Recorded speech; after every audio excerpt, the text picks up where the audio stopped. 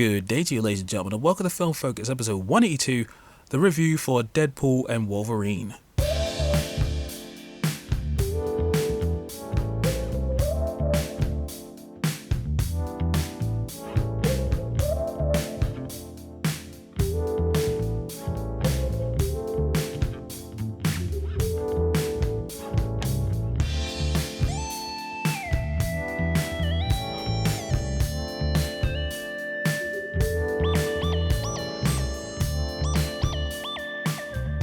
Well, hello there, ladies and gentlemen of the North, South, East, and West, and welcome to another episode of Film Focus.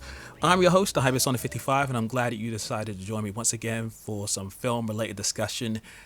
And here we are, once again, talking about a new Marvel film. But unlike the rest of the MCU films that's come out recently, this one is rather special, because it is not only the return of Deadpool, played by Ryan Reynolds, but he's also brought our old friend Wolverine, played by Hugh Jackman, back out of retirement for one more round. But on top of that, this is Deadpool's introduction to the MCU. So yes, obviously, if you couldn't tell by the little preamble, we are talking about Deadpool and Wolverine, the latest film from Marvel Studios, and the first time we get to have our Fox character play around in the Marvel Cinematic Universe. And there has been a lot of talk surrounding this film since its announcement to the time of its release, which is, at the time of recording, today. And yeah, man, there has been a lot of hype, anticipation, and hopes and dreams pinned on this very film. And I never looked at any trailers beyond the first two. I was very fickle about the way I chose to look at this film. I watched the first trailer online and then avoided the second one for so long until I was in a certain film screening, I want to say maybe a month or two ago, and I couldn't escape it. So I was like, you know what, screw it. I'll have a look and see what it's like. And yeah, it was all right.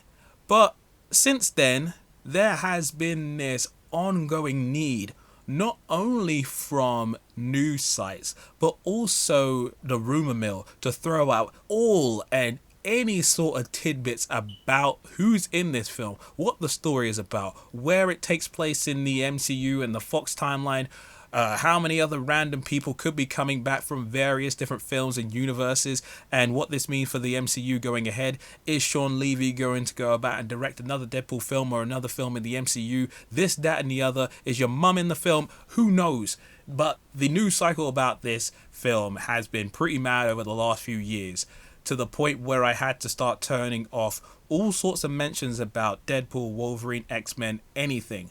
It got very frustrating, and unfortunately, I wouldn't call myself completely terminally online, but I'm online enough where certain pockets of information can find its way to me even when I'm not looking for it. So again, I had to mute a lot of words, a lot of hashtags, and I've been mostly good about finding out who was in this film in what capacities. But some little bits of info did find its way to me, and I was just like, I wish I didn't know that. Thankfully, I think I've been able to avoid a lot. And having seen the film today, I will say that there is a surprising amount of stuff that didn't get out, which is good. But if you're not super linked to the online space like I am, then a lot of these surprises will come to you in a way more effective way. But anyway, before I get too much into Deadpool and Wolverine, let me just explain my history with the Deadpool films. Now, I would never call myself a Deadpool aficionado or a fan of his in the comics in the long-term sense. I only found out about Deadpool as a character playing Marvel Ultimate Alliance in 2006. And through playing and unlocking characters, I found out about Deadpool, and I thought that he was one of the most delightful characters ever. His unique brand of nature and breaking the fourth wall was really fun, but I also enjoyed the fact that he's an assassin. He's a crazy man running around, cutting, shooting, and blowing people up with an array of weaponry. He's really good at martial arts. And he rides this interesting line between being very lethal but also very comical. And it also helps that the voice actor from that game played the character perfectly. And then I think my next introduction to the character outside of that game was in the Hulk vs. DVD, which I think came out in 2008. And that's when Nolan North really started to take over as the voice of Deadpool for a number of, various different video games and animated projects. And I thought he did a pretty good job. And then obviously for years you heard these little rumors about there being a Deadpool film, and then there was obviously the test footage that leaked online, and then it eventually became a film in 2016. And I thought that the first Deadpool film, for its first outing, it was like a smaller budget superhero adaptation, but I thought it was pretty solid. I liked the action. I thought that it was a simple yet effective story, and whilst a fair amount of the humor just wasn't for me because it relied on that sort of American crude kind of humor that goes one of two ways for me. I found only a handful of moments in that film genuinely like laugh out loud funny. I'd say the funniest part of that film was towards the end when Wade's girlfriend takes off his mask, but then you find a cutout of Hugh Jackman's face stapled to Wade's face. It was one of the most ridiculous things I'd ever saw, and I thought it was hilarious. That was the best part of that movie for me. But yeah, the first Deadpool film made a lot of money on a small budget, and it was one of those unique films that showed up in that R-rated superhero space that showed that that kind of film is viable when you have a good budget, a good team behind you, and someone like Ryan Reynolds trying to make the project work. So then enter Deadpool 2 that showed up in 2018, and I know for a lot of people they think it was a bit of a step down because it sort of lost a little bit of that original charm. It had a little bit more budget behind it, and the plot, even though it was still focused on Wade and Vanessa, it introduced a few extra elements here and there, gave Deadpool a new sidekick, and obviously if you saw the end of that film, Deadpool was able to get a time machine device that allowed him to mess around with the timeline and correct a number of things that he did in his life, and that led to a pretty funny montage towards the end. I thought Deadpool 2 was a lot of fun. In fact, in some ways I liked it more than the original. I just felt like the action was a little tighter. There was some humor in the film that worked for me more in this one as opposed to the original.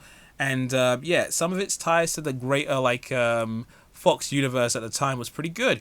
But with Deadpool and Wolverine, with this being the third outing and the return of Hugh Jackman, I was concerned because we live in a world now where superhero properties aren't the same hot form of entertainment that people used to enjoy. We've just had a string of questionable projects, a lot of which have come from the MCU, that have made people doubt and dislike the genre as much as it was prior to 2020, let's put it that way. And as I said before, there was a lot of hope riding on this film that this was going to be the course correction that brought the MCU back into the realm of positivity. And I will say, your mileage on this film will definitely vary depending on how much you like this version of Deadpool, the contents of the film, and what it does with the Marvel Cinematic Universe, its humor, and some of the appearances that are, made throughout the film. For me, I would say Deadpool and Wolverine was a pretty solid film. It gave me a lot of what I wanted, especially when it came to the presentation, the depiction of the characters, and allowed me to see my beautiful boy Hugh Jackman in a costume in live action. And there was certainly a lot of surprises from the rumor mill that did come to pass, but a lot of them that wasn't.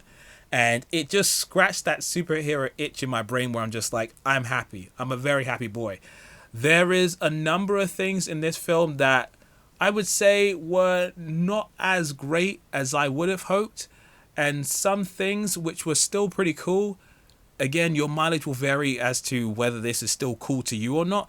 I did take a little peeky of reviews just after I got back from the cinema and just before I recorded this, and it seems like some of the thoughts on this film are a little all over the place, so I'll be very curious to see what the actual general consensus is for people once a week has gone by and a number of people have gotten to see this within the opening weekend or at least a week later. But yeah, for me, at the top of this review, I'm going to say Deadpool and Wolverine is a lot of fun. Alright, with all that being said, now we're going to talk about the story, characters, presentation, and overall conclusion. So, without further ado, let's jump in. Alright, so now it's time to talk about the story, and it can be summed up as the following. We return to this world with Wade Wilson, who has had a little bit more of a chilled out life since the last adventure, and at this point in his life, he feels like he's a little aimless, that he lacks purpose, and he wants to do more. As luck would have it, the TVA, the Time Variance Authority, at least I think that's what that stands for, they rip him from his world and take him to their facility that exists outside of time, and they present him with an opportunity to become a hero that could save the world by entering the Marvel Cinematic Universe. Deadpool jumps at this opportunity, however, there is a catch. In order for him to help save the world, he needs Wolverine. And that is how we get our boy Hugh Jackman back into the mix. How it happens and the story that plays out, obviously I can't go into that, but that's the best way for me to go about and summarize this film without going into the area of spoilers. I thought this story was okay. It was fun. It did a good job of justifying the reason why Deadpool and Wolverine would end up having to team up for this new adventure. And there's a lot of really fun moments where we still get to focus on Deadpool and his struggles as a hero going from film to film. But there's also a lot of time given to this different version of Wolverine, learning about who he is, why he's teamed up with Deadpool, and seeing these two be very chalk and cheese in terms of their personalities and how they really don't like each other, and seeing the skirmishes that they have, but how they're forced to work together to, complete a very difficult task is pretty interesting. And there are a lot of really fun, interesting, silly, and violent moments that you'd come to expect from this world. I would say it's more of the same, except it's just different to see it in the Marvel Cinematic Universe. And if you like Ryan Reynolds' brand of Deadpool, then you're getting that in spades. As previously mentioned, it's more of the same, except with more budget and just a little bit more carte blanche to do whatever they want. Now, obviously, because of budgetary reasons, and probably if they wanted to, keep this film in check, they don't go too hardcore in terms of cameos and references and stuff. But obviously, being in the Marvel Cinematic Universe and being aware of what happens in the real world, there are many allusions, parallels, and references to stuff that's happened in the last few years. Some things fairly recently. And the jokes and humor comes thick and fast. And I would say when it comes to the humor, the Deadpool films has always been a bit of a 50-50 thing for me, because for those of you who know me, humor is a very fickle thing for me. I can either find it pretty funny or not very funny. And that's not to say that the humor in this film isn't good. It's just that some things made me smile, some things made me chuckle, but I would never have said that I found myself laughing my head off from anything in here. Your mileage will vary depending on how much you like Ryan Reynolds, his brand of humor, and the writing in this film. Again, it feels consistent with what came before, but there are a few moments for them to go a little bit more ham with some of the more rude or like sexual jokes here and there. And, just its ties to the MCU, I feel like this might be a point of contention, since this is obviously referencing the MCU, the previous Deadpool films, and some other places and comic material as well. Let's put it that way. There is a lot of interesting little tidbits, some small, some big, some visual, and some audio based. And for me, I felt that this film rode the line pretty well of being a sequel to the previous two Deadpool films, while also introducing a lot of this other MCU related stuff in a way that didn't feel as gratuitous as it could have been, because my fears for this film was that it was going to be just a ridiculous, chaotic mess of cameos and references and all this sort of crap. And while there was definitely a fair amount of that, I felt, again, this film rode the line fairly well. And I have to give it to Sean Levy. I've heard his last name said both ways, but basically, he did a pretty good job of steering this ship. And it could have gone a lot more off the rails, considering the TVA, the alternate universes, and the various different characters involved, on top of having Deadpool and Wolverine in there. But it felt tight, and by the end of the film, I was left satisfied. You know what I mean? It was some good stuff. Alright, and now it's time to talk about the characters. And I think that the cast did a pretty good job with the roles that they played. Obviously, the main draws here are Ryan Reynolds and Hugh Jackman as Deadpool and Wolverine. And as two characters that are pretty notable in the comics who have had, interactions in those comics and in video games. We've never seen them do it in live action. And to see Reynolds and Jackman play off of each other was really fun. Each of them have individual moments for them to, do their thing on screen, have moments to be introspective, have their fun little action moments as well, but also just inhabit these really fun characteristics that made these comic book characters so fun in the first place. Now, while these are obviously the live action adaptations that we've become familiar with, there are certain elements that, if you're more into the comics, some of those elements you get in this film, some of them you don't.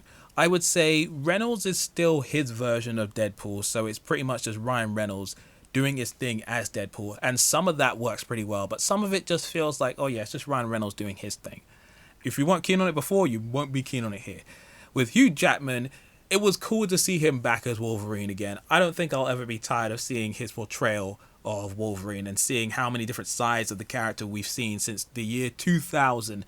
He still has the body, he still has the aggression, the sass, the screen presence. He's beautiful. He's Hugh Jackman, bloody hell, and he's damn good at. He's great. I had a good time seeing him here. And then there's Emma Corrin as Cassandra Nova.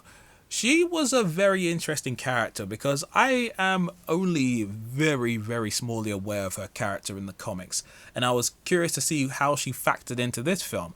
She was intense, intimidating, playful, yet kind of sassy, and yeah, man, I thought she was good.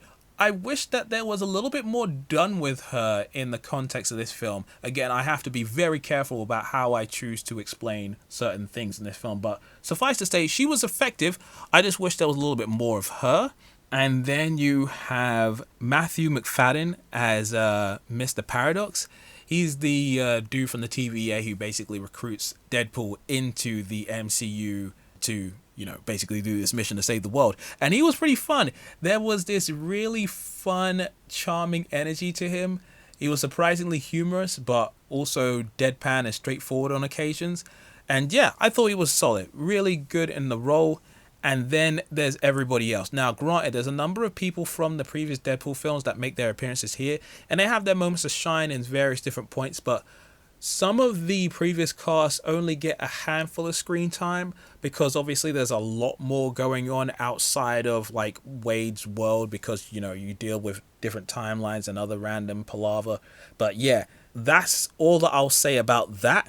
Basically, in the grand scheme of things, there are a number of interesting new people that make appearances in this film. Some are cameos, some of them have like slightly more extended roles in here, but some of those was pretty hype, and I was just like, yo, how did I not know you were in here? But I'm very pleased that you were. So again, your mileage will vary depending on is it your awareness of superhero films for how many different years and comic books in general, but for me, I was pleased with some of these appearances. Alright, now it's time to talk about the presentation, and honestly, it was pretty darn good. Visually, this film is super clean. There is so much attention to detail to all of the costumes of the characters. So obviously for people like Deadpool and Wolverine who have had costumes in the past, they never looked as clean as this. There's a lot of meticulous detail in the way in which their costumes are crafted, with some extra stitching, extra details on various different parts of their clothes. The way that the light hits them just seems a lot more fancy than before. These guys look like they just had like super well tailored stuff made for them, and seeing more comic book accurate version of Wolverine's outfit in the film was pretty sick. So yeah, that was pretty nice. And yeah, the action, crazy. You have, all sorts of violence, blood and all that sort of stuff, and they didn't compromise in that department, which is really, really good, thankfully. And when it comes to the film score, I'm not familiar with this dude. I don't think I've seen him before, but let me just find his name. Sorry, I'm breaking the rules of doing editing. But anyway, yeah, his name is Rob Simonson, and he did a pretty good job with the score for this film. I found it to be, standard superhero material, but mostly pretty effective. And then there's the use of music now. again, this might be a point of contention for other people. Much like certain other films that's come out in the last few years, it varies from person to person. Because of the nature of this film, I can understand why it was there, but in some cases, I'm just like, sometimes it worked and sometimes it's humorous, but then other times it's just like, yo, you gotta calm this down. It's getting a bit extra. But again, it really just depends on your viewing experience and how much you're willing to go with the film when it goes to these musical choices, It varies. Okay, so now it comes to the conclusion. Overall, I would say that this film, it scratched the right itch for me and I had a good time with it. Again, your mileage will vary depending on how much you like the previous two entries and whether you're like super down with this new interpretation of this character and its story and all of those crazy references. I would say go in cautious, but know what you're trying to get into. And as long as you don't set your expectation too high, you should come out of this pretty well. But that's all I can say, again, without going into spoilers. Because, there's a lot of stuff that needs to be seen in order for you to, get the full experience. But yeah, now I turn it over to you. What did you think of the film? Did you like it? Did you dislike it? How do you think it compares to the previous two? Do you think things are saved now? Or do you think, is it we're still in a place of concern going ahead with cinematic universes or whatnots? Whatever the thoughts are, drop them in the comment section below. Or hit me up on Twitter where I'm at Hypersonic55 or at FilmFocus55. Check out the podcasts on SoundCloud, iTunes, Spotify, and other places where podcasts can be found. And thank you for listening as always, ladies and gentlemen. Until the next time, this is Hypersonic55 signing out. Peace.